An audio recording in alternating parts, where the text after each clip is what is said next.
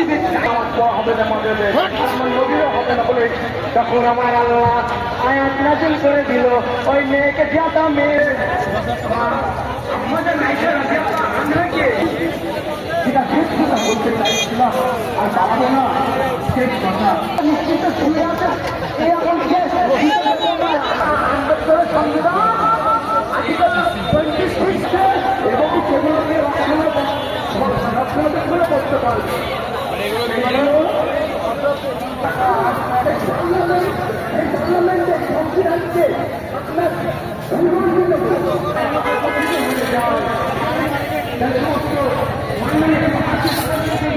আমরা আল্লাহকে আমাদের কবুল করে নেই বলেন আমিন। কেননা আমরা তার থেকে ওসব থেকে আমরা অনেক দূরে সরে যাচ্ছি। প্রত্যেক ভাইকে অনুরোধ দাদাদের ওষুধ দেবেন না। দাদাজি ক্লিয়ার বলে দিয়েছে আরেকটা লাখ কি বলেছে খুব মারাত্মক কথা বীর মরিদি পৌরহিত কথা নয় ব্রাহ্মণ বাদ নয় যে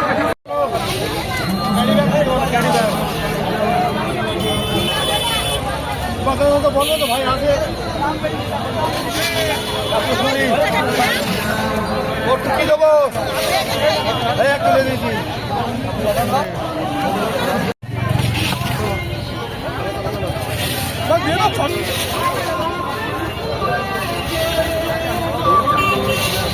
ভালোবাসা কেমন নবীকে এমন ভালো বেশিছিলেন আশিটা একটা খাসি দিয়ে নবীকে ভালোবাসি তো একটা তকবির তো নিজের দিল থেকে কেন আল্লাহ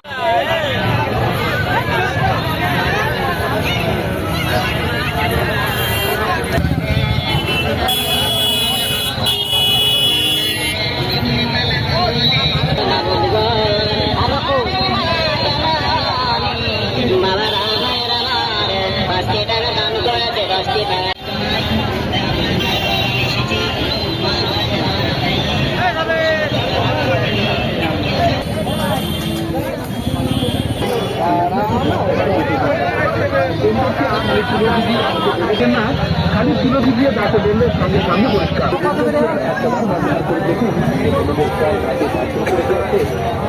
কাজগুলো পরিষ্কার করতে পারছেন না আমাদের এই দীর্ঘকে আর একবার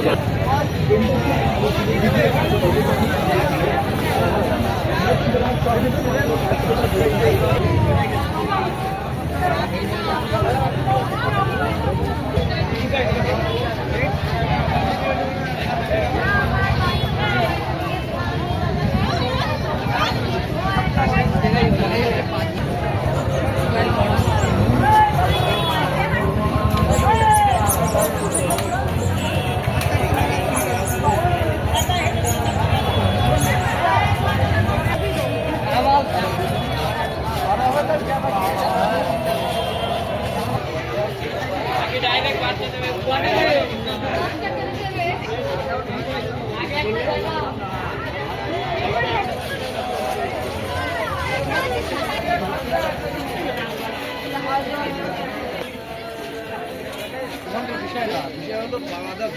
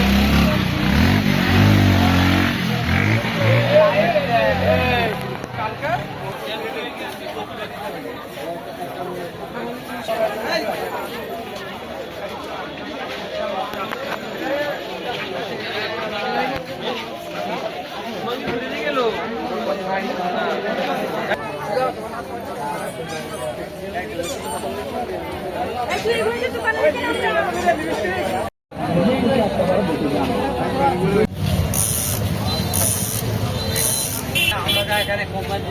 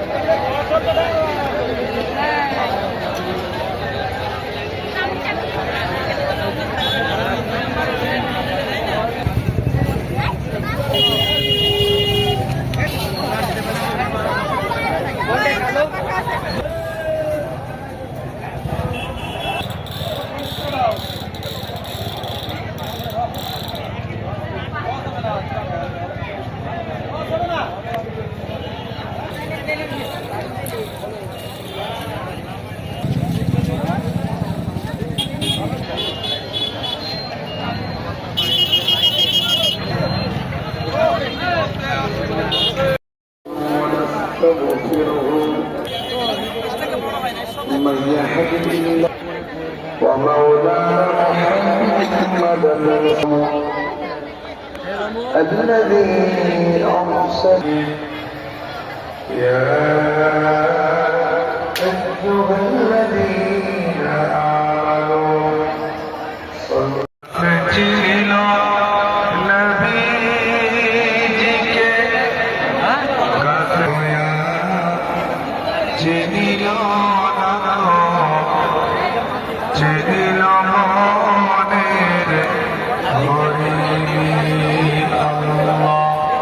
মুআজ্জাজ মুকাররম উলামায়ে কেরাম, বিশেষত আমাদের সকলের মধ্যমণি ফুরফুরা শরীফ থেকে আগত হুজুর কেবলাগণ, উপস্থিত ধর্মিকময়ী আম্মাজান ও বাবুজানেরা, হ্যালো হ্যালো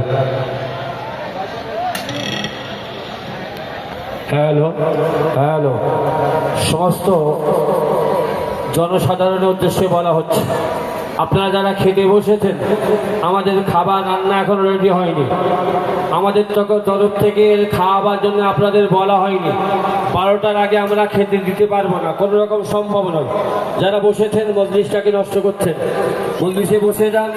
12টার আগে আমরা খাওয়া শুরু করতে পারবো না, কেন আমাদের যে পরিমাণ খাদ্যের প্রয়োজন সেই পরিমাণ খাদ্য আমরা এখনো তৈরি করতে পারিনি।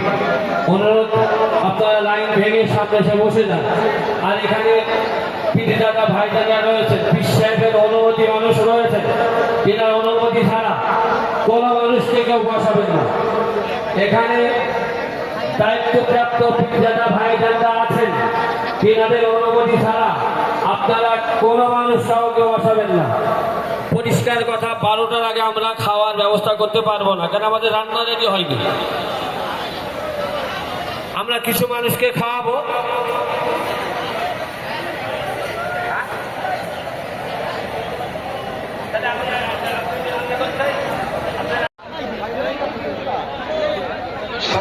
করছি আল্লাহ তাবারক ওয়া তাআলার দরবারে সমন্বিত কণ্ঠে সকলে বলি না আলহামদুলিল্লাহ।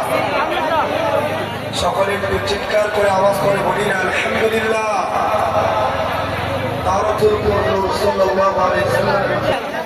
আমি আমার বক্তৃতার মাধ্যমে কোরআনুল কারীমের সূরা আল-ফাতিরের শুধু দোয়ার জন্য বরকতের নিয়তে দুই একটি কথা বলবো ইনশাআল্লাহ, খুবই স্বল্প সময়ের জন্য।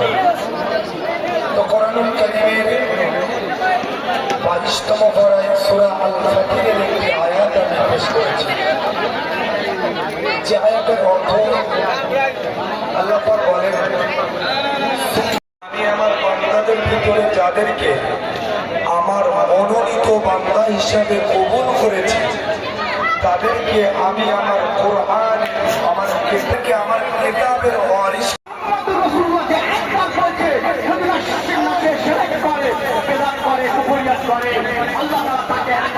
বান্দাদেরকে ঈমানের ওয়ারিস বানিয়েছেন।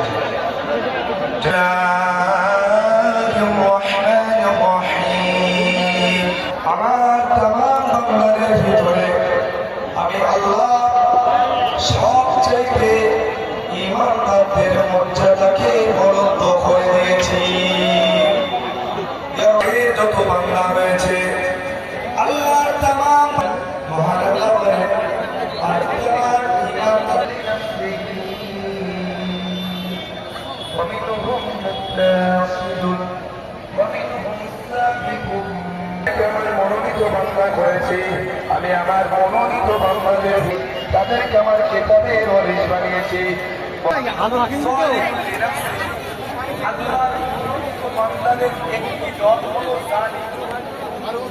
আল্লাহ বলে জালিম পক্ষ। সুবহানাল্লাহ, তৃতীয় শ্রেণীর কথা বলেছেন আল্লাহ।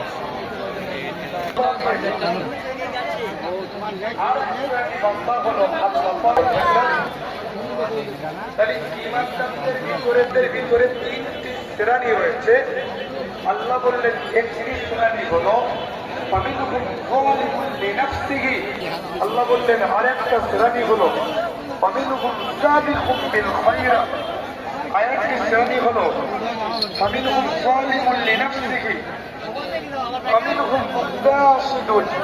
আরেকটা শ্রেণী হলো মধ্যমপন্থা বান্দা। আর আল্লাহ পাক বললেন রয়েছে যারা আল্লাহ পাকের সবচেয়ে প্রিয় বান্দা কল্যাণের ভিতরে এই তিন শ্রেণীদের ব্যাখ্যা। আল্লাহ পাকের জালিম বান্দা কারা?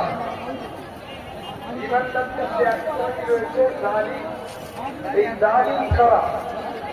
এই যতই আল্লাহর সঙ্গে শিরক করবে না আর মাঝে মাঝে আল্লাহর ফরজকে নরম করে দেবে।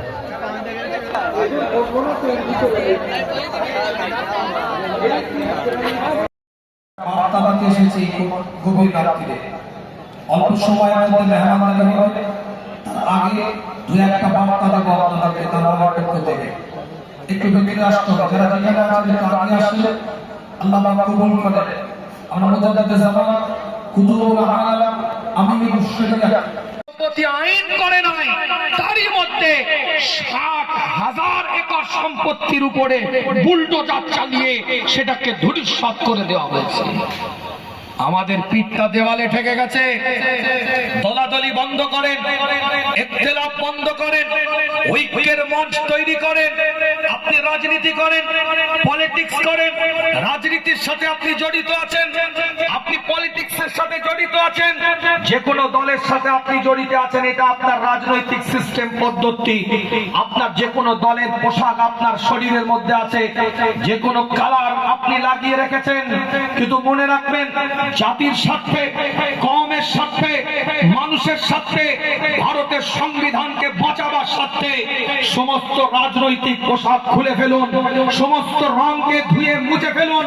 আপনি যখন রাজনীতি করবেন সেই কালারে আপনি রঙতে পারেন, কিন্তু যখন শরীয়তের উপরে আঘাত আসবে, দ্বীনের উপরে আঘাত আসবে, ইসলামের উপরে আঘাত আসবে, মৌলিক জিনিসের উপরে, ফান্ডামেন্টাল রাইটস এর উপরে যখন আঘাত আসবে, আমরা প্রত্যেকে ইগো প্রবলেম থেকে বেরিয়ে এসে একটা প্ল্যাটফর্ম দাঁড়িয়ে গণতান্ত্রিক প্রক্রিয়ায় সংবিধানকে সামনে রেখে আন্দোলনের মুখ তৈরি করতে হবে।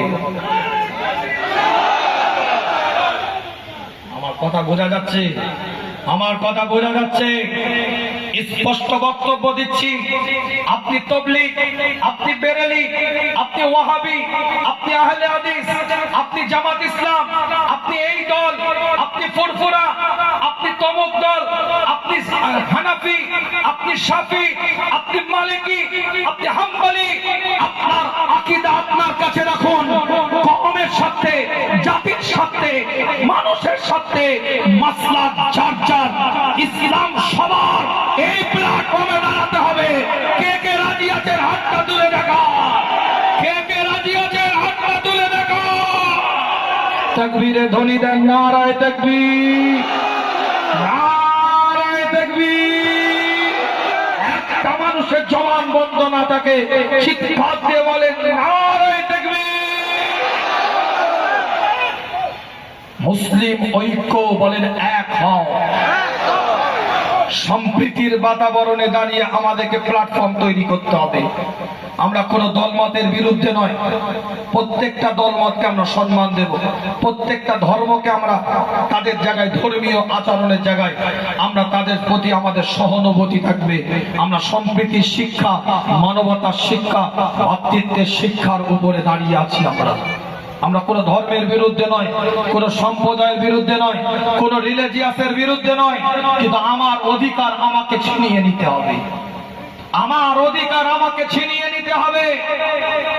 ভারতের রেল ডিফেন্স সব থেকে বেশি সম্পদের মালিক, রেল আর ডিফেন্স।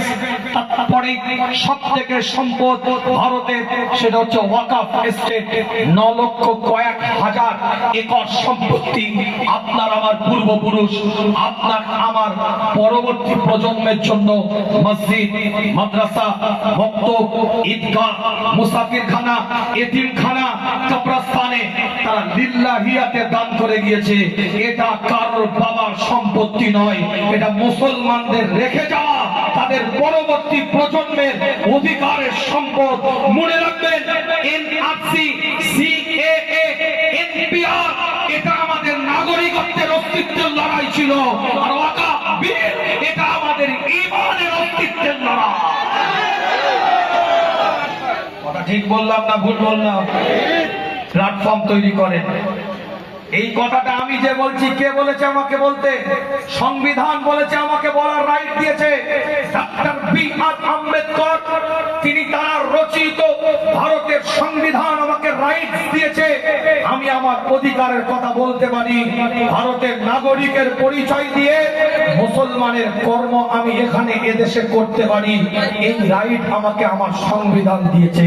যারা ওয়াকফের বিপক্ষে, ওয়াকফ বিলের পক্ষে, যারা বিলের পক্ষে যারা ভোট দিয়েছে, এরা ভারতের সংবিধানের বিপক্ষে ভোট দিয়েছে।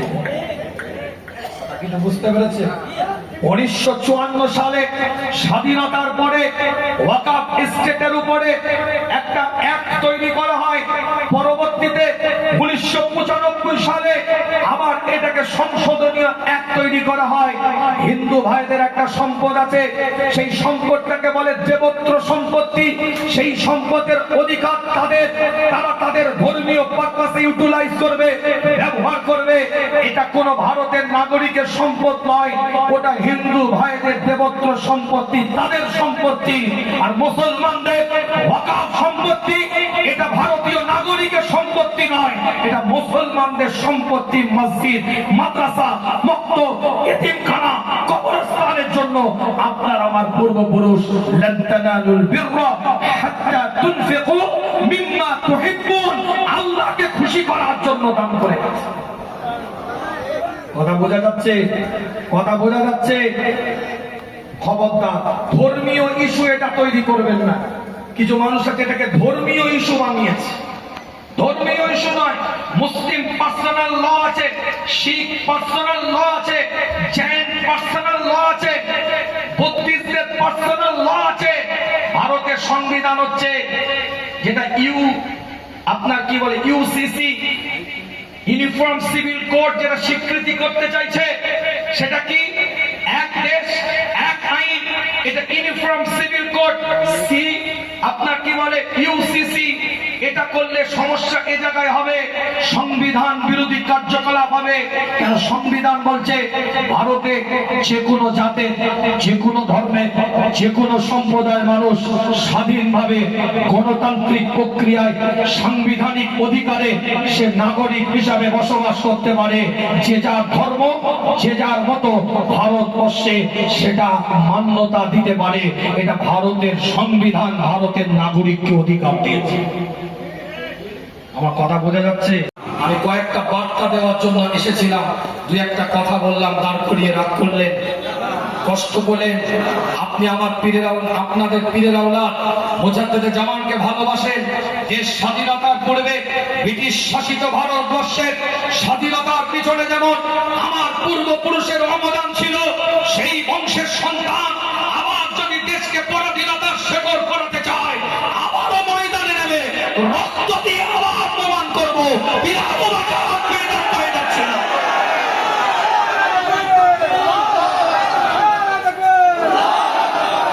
গান্ধীজির মতন মানুষের সাথে বসে টিকাতলি মসজিদে মুজাদ্দেদে জামান রহমাতুল্লাহ আলাইহিকে অসহযোগ আন্দোলনের আগে ব্রিটিশ খাদানো, ব্রিটিশ তাড়ানো পরিকল্পনা করেছিলেন। মনে রাখবেন, আজও পর্যন্ত অক্সফোর্ড ইউনিভার্সিটির বুকে লিপিবদ্ধ করা আছে যে তারা ভারতবর্ষ থেকে 190 বছরের শাসন ব্যবস্থাকে ছেড়ে দিয়ে অক্সফোর্ড ইউনিভার্সিটিতে এখনো পর্যন্ত সে তথ্যটা সংরক্ষিত অবস্থায় আছে। হেরে যাওয়ার কারণটা কি? কেন ভারত থেকে বিতাড়িত তারা হলো? ব্রিটিশ শাসন ব্যবস্থা। তারা বক্তব্য দিতে বলেছিল, যেদিন বুঝে গেছিলাম মুসলমানদের মধ্যে ঐক্যের আর ফাটল ধরাতে পারবো না, এখনো পর্যন্ত অক্সফোর্ড ইউনিভার্সিটির বুকে লেখা আছে, যেদিন আমরা মুসলমানের মধ্যে ঐক্যের ফাটল আর ধরাতে পারলাম না, অর্থাৎ মুসলমান যখন একটা প্ল্যাটফর্মে এসে গিয়েছিল, সেদিনে বুঝে গেছিলাম এই ভারতবর্ষ শাসন আমাদের আর বেশি দিন নাই। তাই তারা বলছে, এত চেষ্টা করেছিলাম দিল্লি থেকে কাশ্মীর পর্যন্ত 26,000 কাছে, দিল্লি থেকে কাশ্মীর পর্যন্ত 26,000 কাছে আলেমদের লাশ আমরা টাঙিয়ে দিয়েছিলাম, কিন্তু তাদেরকে পিছু করতে পারি নাই।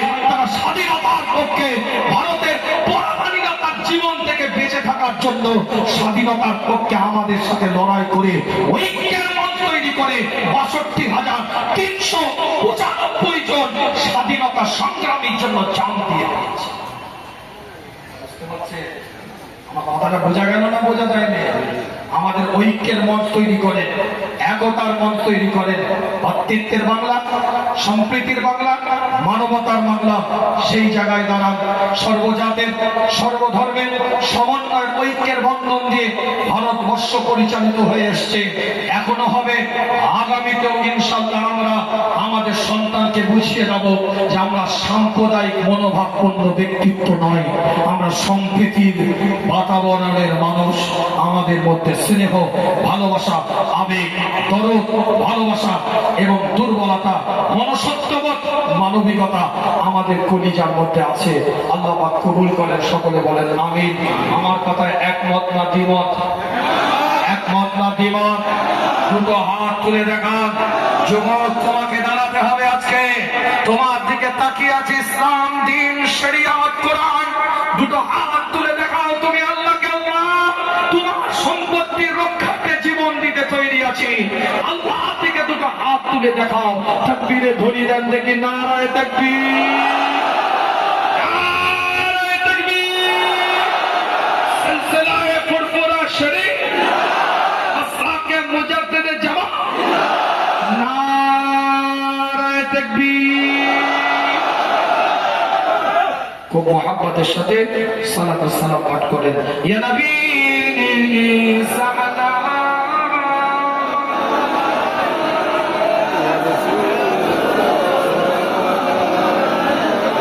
ইয়া হাবিব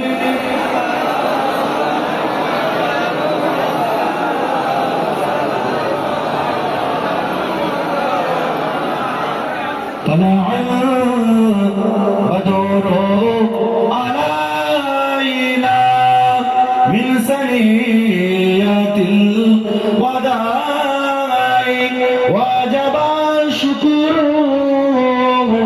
علينا مدعا لله داعي يا نبي سلام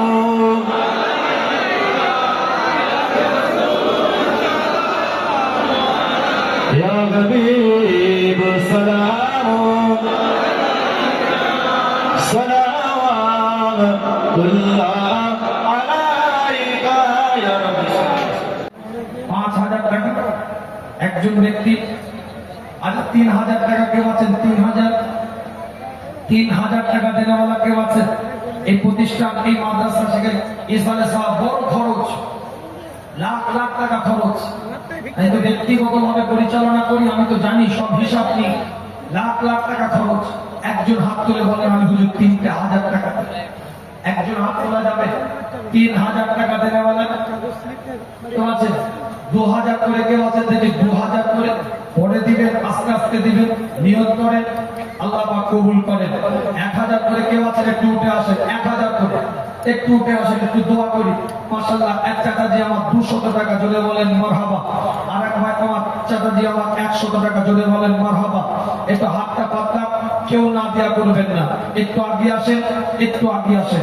সকলে দিয়ে যান কেউ না দেয়া করবেন না সকলে দিয়ে যান এক ভাই আমার 1,000 টাকা নগদ দিয়েছে জোরে বলেন মারহাবা নারায়ে তাকবীর আর এক ভাই আমার 50 টাকা জোরে বলেন মারহাবা নারায়ে তাকবীর একটু আগে আসেন কেউ না দেয়া করবেন না একটু অনুরোধ করছি আপনাদের কাছে ভিক্ষুকের নাই কোরআনের জন্য দ্বীনের জন্য শরীয়তের জন্য ইসলামের জন্য আল্লাহ রাসূলের জন্য এই কোরআনের মাহফিলে শরীয়তের মাহফিলে একটু দিয়ে যান আপনার পীরের রূহানি দোয়া চলছে আমার যুবক ভাই 1,000 টাকা নগদ দিয়েছে জোরে বলেন মারহাবা নারায়ে তাকবীর আর এক ভাই আমার 100 টাকা আর এক চাচাজি আমার 1,000 টাকা নগদ দিয়েছে জোরে বলেন মারহাবা আর এক চাচাজি আমার 350 টাকা জোরে বলেন মারহাবা এখানে স্ক্যানারও আছে অনেকের পকেটে টাকা থাকে না 500 টাকা এখন আধুনিক যুগ ফোন পে যুগ গুগল পে যুগ এখন সব স্ক্যানার বলার ভুল হতে পারে আপনার জানার ভুল হয় না আমার শোনাবার ভুল হতে পারে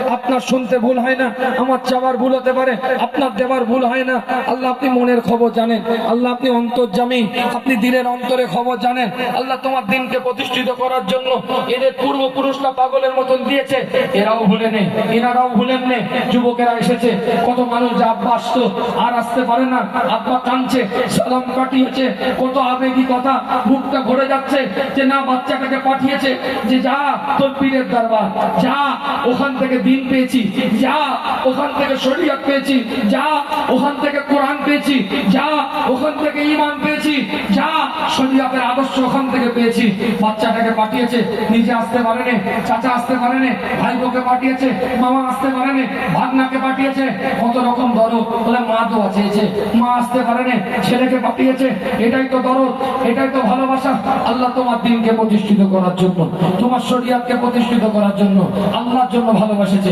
আল্লাহর জন্য মোহাব্বত করেছে নাজাতের ওসিলা বানিয়ে দাও আল্লাহ আরেক ভাই 100 টাকা আরেক ভাই 50 টাকা আরেক ভাই 100 টাকা আমার ভাই আরেক ভাই আমার 100 টাকা আরেক ভাই আমার 50 টাকা আরেক ভাই আমার 200 টাকা আরেক ভাই আমার 100 টাকা আরেক ভাই আমার 100 টাকা আরেক ভাই আমার 20 টাকা আরেক ভাই আমার 200 টাকা আরেক ভাই আমার 20 টাকা নগদ জোরে বলেন মারহাবা নারায়ে তাকবীর আরেক ভাই আমার 50 টাকা এই তো কি খবর আল্লাহ পাক কবুল করেন আমার ভাই খুবই মহব্বতের মানুষ আরেক ভাই আমার 20 টাকা আরেক ভাই আমার 50 টাকা আরেক ভাই আমার 200 টাকা আরেক ভাই আমার চাচাজি আমার 100 টাকা আরেক ভাই আমার 100 টাকা আরেক ভাই বাবু আমার 500 শরীয়তকে প্রতিষ্ঠিত করার জন্য 1 টাকা হলো আমার হাতে দিয়ে যাবেন 1 টাকা হলো আমার কাছে দিয়ে যাবেন কেউ না দেয়া করবেন না আল্লাহ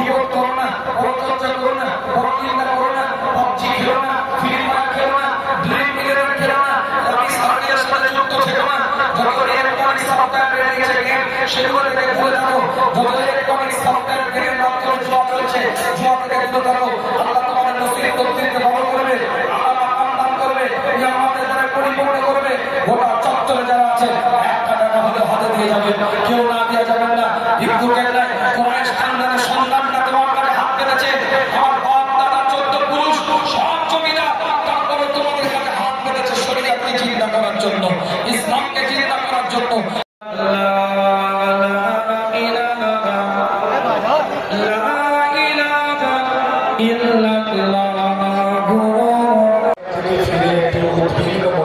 পর্যাপ্ত পরিমাণ বসার জায়গা আছে, আপনারা এসে বসুন।